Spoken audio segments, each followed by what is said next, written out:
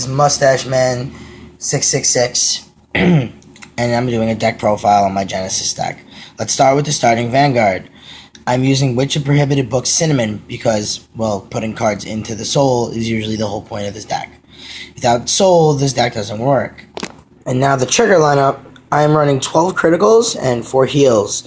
The criticals are important in this deck because they're kind of the only way to get a power play. The heals are heals, and that's pretty much it. I'm running 4 of these heals that you put into soul and put 3 somewhere on the field because they give you an extra boost to the soul. And then there's the Limoncello and the Tiger. And of course, the only heal that's available is the Witch. For the grade 1 lineup, I'm running 3 Tatsuhime because even though it's a little bit high of a cost, Counterblast 2, putting 3 in soul is usually very good in this deck. Witch of Frogs Melissa because Counterblast 1, pull it back out. It's a great ride. It's a great starting Vanguard, first turn Vanguard, and yeah. 4 of the perfect guards because they're perfect guards, and I don't need Quintet Walls in this deck. And 2 Existence Angels because they do the job pretty well, but not well enough to be running 4. 2 lineup is 4 of the 10K, 4 of the Witch of Ravens Chamomile, and 4 Battle Maiden Soahime. Now, Soahime is not as big as a cost as the grade 1, but it's nice to put 3 in soul. The 10Ks are very nice because if you have to ride the 10K, you would be wanting to ride this or this. But if you have to ride the 10K itself makes it so you don't get 9K rushed.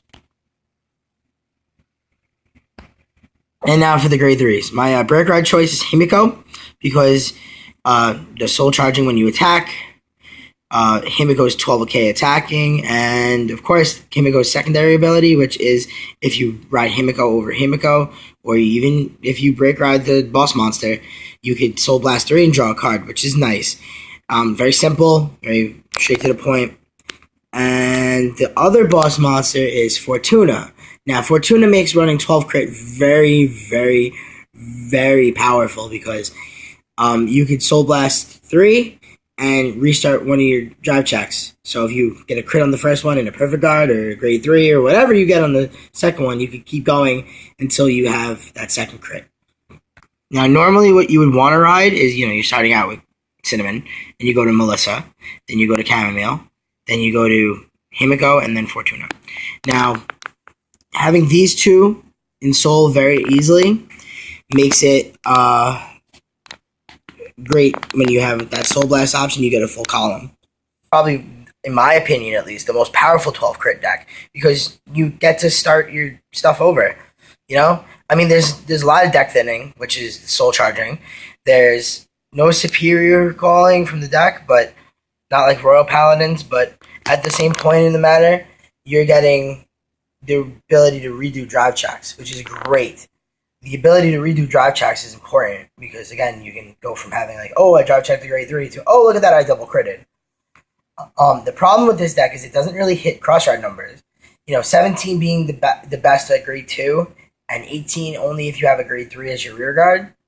And it doesn't really hit much, if I'm playing, I practiced against Amon Reverse, I practiced against Novell, I practiced against all these decks, cross-ride decks, Beast Deities. And it doesn't hit cross-ride numbers, but it rushes. So if you have that Fortuna and a stack early, you're going to get through. Well, this is me signing off, guys. Mustache Man 666. Hope you guys enjoy. I hope you guys rate, comment, subscribe. Excuse me. And yeah, that's pretty much it. Thanks.